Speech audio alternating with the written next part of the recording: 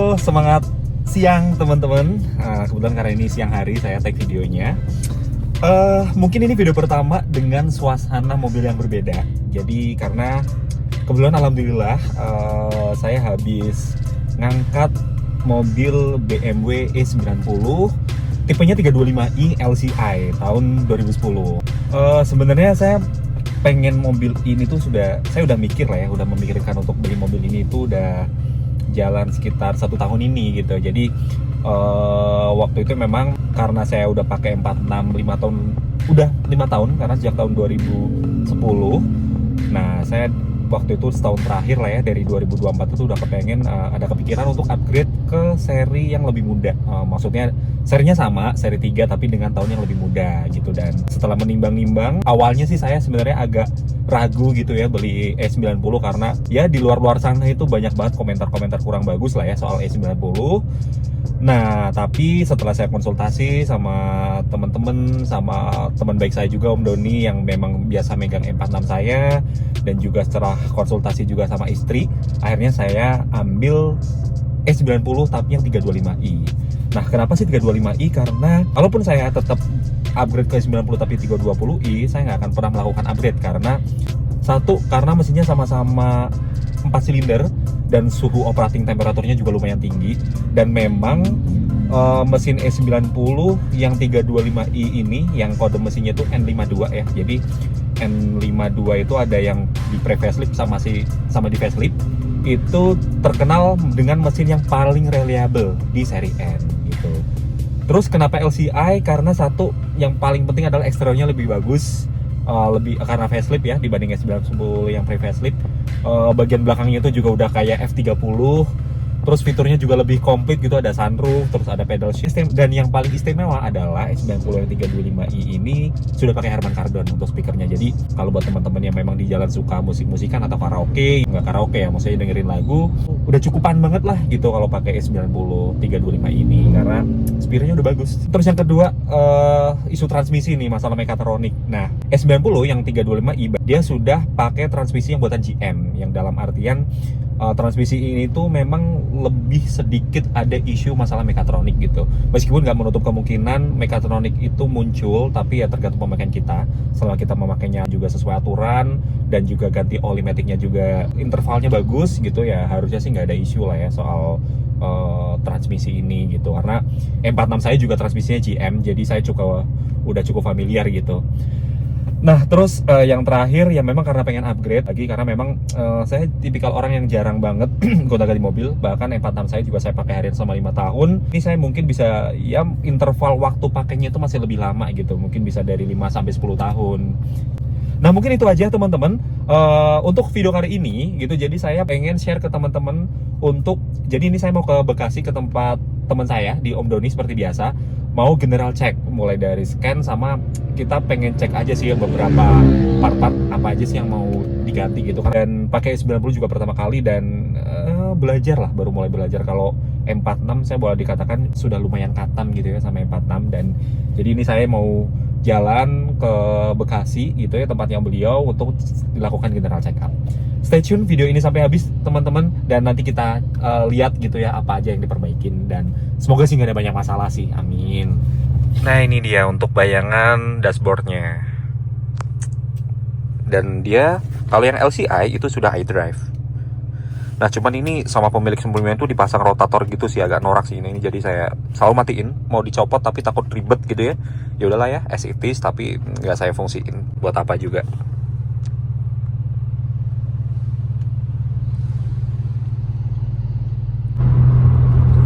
Oke teman-teman, kita udah di jalan, dan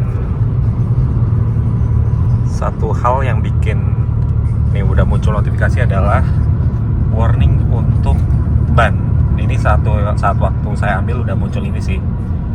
Dan suspeknya adalah setelah saya baca-baca dari YouTube dan forum gitu, yaitu karena ini bannya udah diganti, udah nggak pakai run flat tire, dan dia itu sensornya itu jadi nggak bisa ngebaca seperti itu.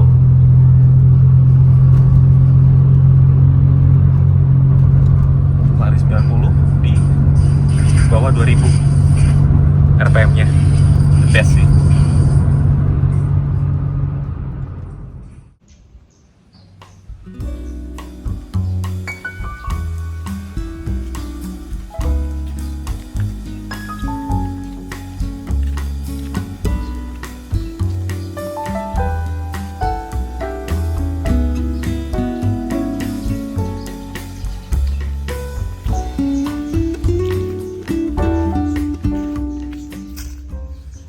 Oke, buat gambaran temen-temen, ini mesin N52. Jadi part yang mau diganti itu nanti oli, filter oli, sama air radiator saya ganti full. Karena saya nggak tahu nih air radiatornya pakai apa. Sama filter olinya juga diganti. Sama ini nih, tadi bukan filter oli, apa namanya? Oil coolant, jadi pendingin oli. Partnya ada ini. Ini filter, terus ini oil coolernya, ini olinya. Kita coba pakai ADNOC 5W30.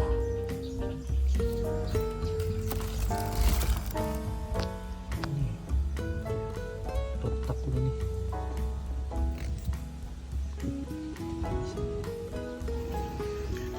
Nah, akhirnya ketahuan nih kalau ininya retak. Ini selang atas ya, yang di atas asi radiator.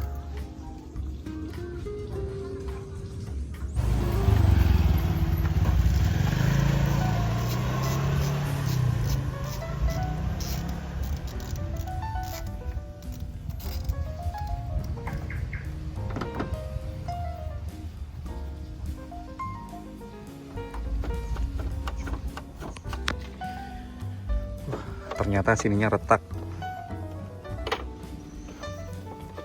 Nah, ini partnya agak susah nih.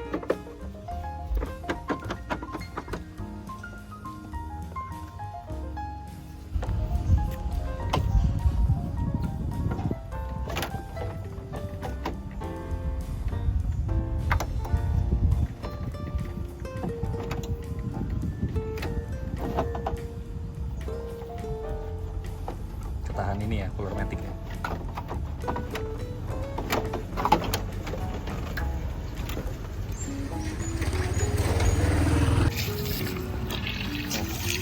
Oh iya, kelihatan.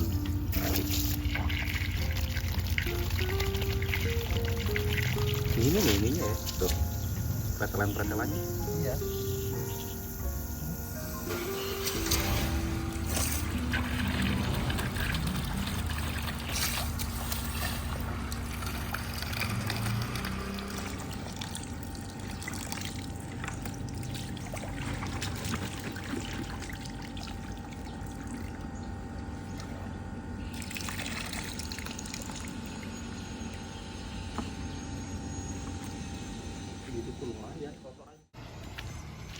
Oke, sambil nunggu untuk radiatornya dikorok, dikuras, ada beberapa part yang ternyata udah sempat diganti sama pemilik sebelumnya. Kondensor AC ini baru, dia kayaknya tahun 2023 ganti. Terus radiator jadi juga baru, dan extra fan-nya juga baru. Dan yang bikin saya amazed adalah semuanya adalah merek BMW. Kayaknya rekod di servis Astra deh, BMW Astra deh. Jadi alhamdulillah saya nggak perlu ada PR untuk terkait dengan extra fan, terus radiator sama kondensor itu. Insya Allah 5 tahun ke depan saya udah nggak ada PR. Oke teman-teman, jadi ini radiator udah kepasang lagi, sudah terinstall semua. Terus oil cooler juga udah dipasang yang baru.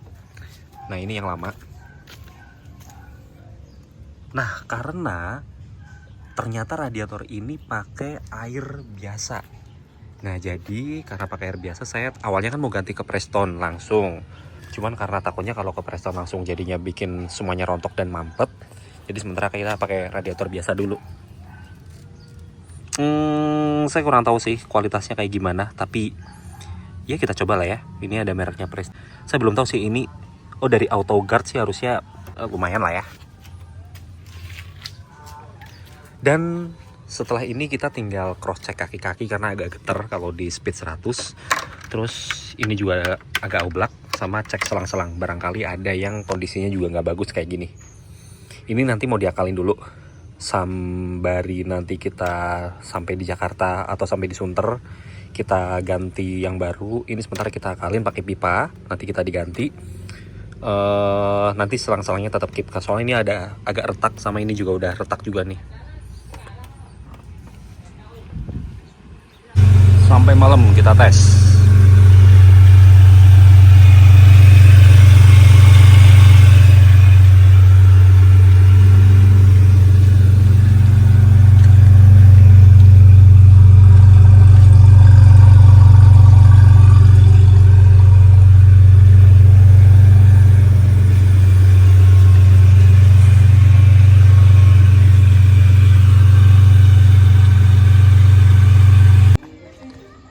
Akhirnya selesai teman-teman, bener-bener jam setengah 8 baru selesai.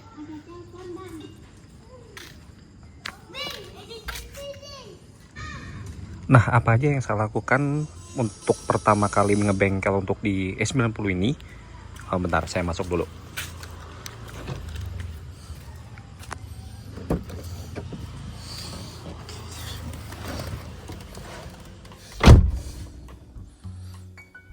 Oke, teman-teman, akhirnya selesai untuk ngebengkel sama E90 325i hari ini.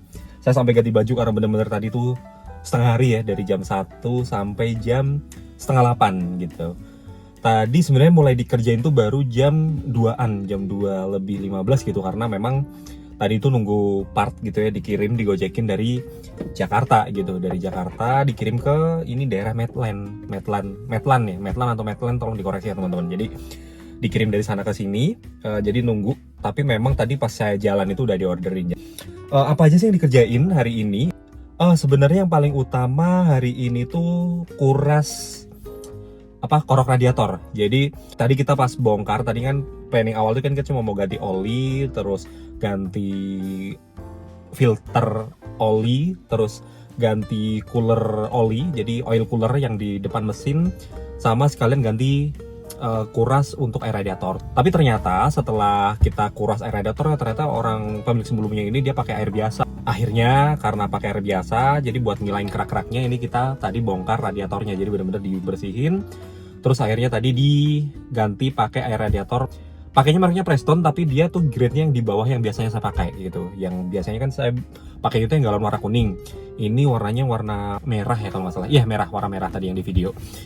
Nah, setelah itu ini nanti kan kita coba, karena ini radiatornya juga udah agak lumayan bagus gitu ya. Jadi ini akan kita coba running selama 9 bulan.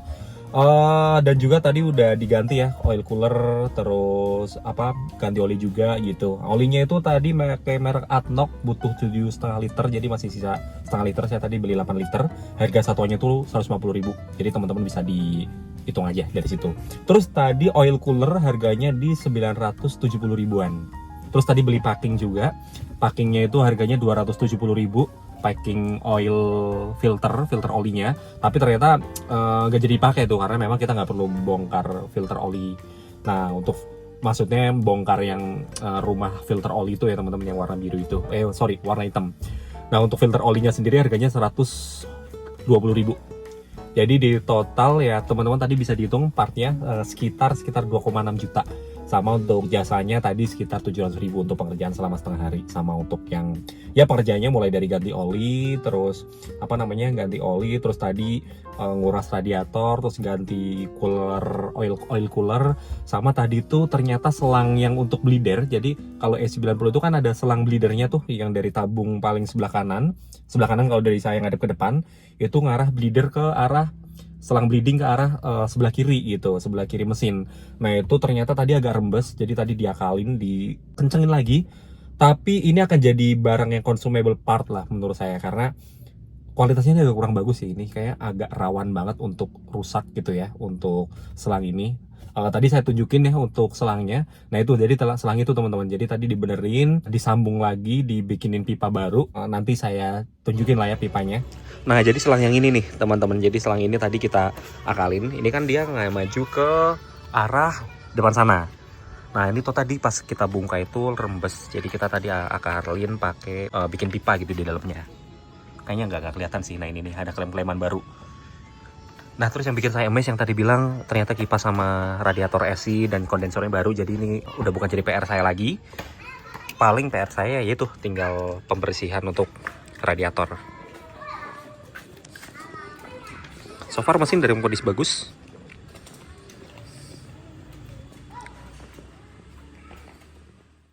Oke, jadi itu aja teman-teman untuk video hari ini. Jadi ini adalah video pertama kali saya, first time video untuk mobil E90, dan mungkin di video-video berikutnya saya akan lebih banyak mengulas E90 ini, karena memang saya ada rencana untuk menjual E46 saya gitu. Kalau teman-teman pengen nerusin ngerawat untuk mobil E46 saya yang sebelumnya, bisa japri di IG saya di @garasilangit89. Harganya juga saya udah cantumin juga di iklan Facebook Marketplace gitu. Anyway, minta doanya juga buat teman-teman supaya saya bisa lancar gitu ya ngerawat mobil ini. Mohon didoakan juga mobil ini nggak rewel gitu ya, karena memang banyak orang yang skeptis terhadap E90 itu karena elektroniknya itu agak ribet. Nah, saya semoga sih nggak mengalami hal tersebut gitu ya. Jadi ya kembali lagi, meskipun memang bagaimana caranya kita ngambil unitnya juga, atau gimana cara kita dapatkan unit tersebut. Jadi mohon doanya juga semoga lancar nanti untuk perawatan kali ini, dan nanti di video-video berikutnya akan ada sharing banyak tips terkait dengan E90. Dan saya juga lagi studi ini untuk cooler matic-nya, akan coba dibuat eksternal cooler matic. Ini kayak lagi studi bareng sama Om Doni juga tadi yang ngerjain mobil saya. Sama, tapi tetap kalau teman-teman pengen tanya-tanya terkait dengan M46, insya Allah saya cukup mateng atau cukup banyak pengalaman drama-drama di M46 karena saya udah pakai di 2020 sampai 2025. Jadi kalau teman-teman yang ada mau tanya terkait M46, konsultasi tentang M46 atau E90, yang mau cari pengalaman bareng atau belajar bareng, bisa japri ke IG saya. Anyway, itu aja. Jangan lupa di like dan di subscribe dan share video ini ke teman-teman kalian semua kalau ada ilmu yang bisa dibagikan atau ilmu bermanfaat. Dan semoga teman-teman juga selalu sehat, rezekinya diberikan kelancaran, dan juga selalu bahagia. Anyway, terima kasih. Itu aja. Sampai jumpa di video berikutnya. Thank you.